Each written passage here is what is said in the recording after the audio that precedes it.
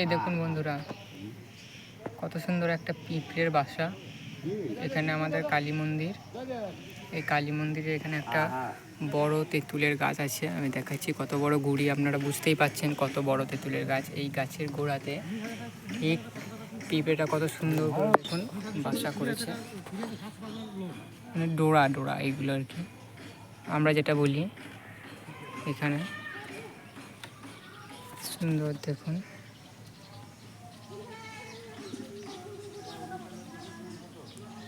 মাটি তুলে তুলে বাসাটা করেছে, বুঝতে পারছেন।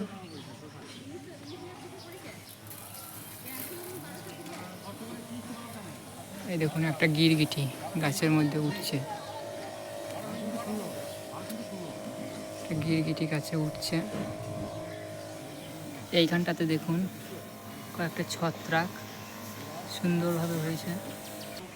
আর এই দেখুন পুরো গাছটা এখান থেকে কতটা বড় গুঁড়ি হয়েছে।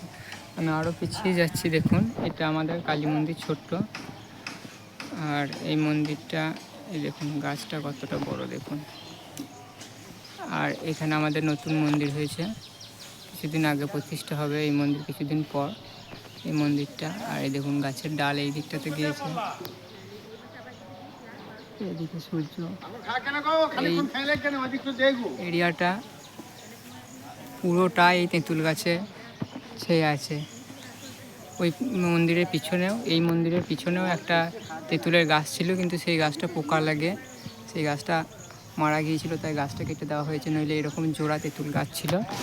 আর আমাদের মন্দিরটা সামনে থেকে দেখাচ্ছি দেখুন। মন্দিরের পাশে আমাদের একটা পুকুর আছে। আর এখানে মন্দিরটা ছোট্ট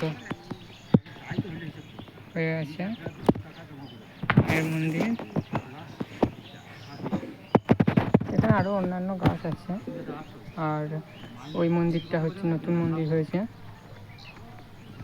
এখানে মায়ের মন্দির।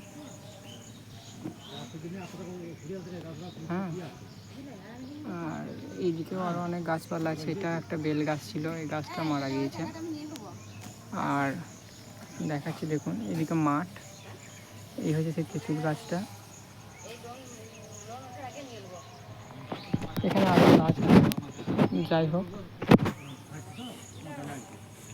আর ওই পিঁপড়ের বাসাটা দেখুন, এই দিক থেকে এলে আবার দেখাচ্ছি এই জায়গাটাতে সুন্দর হয়ে।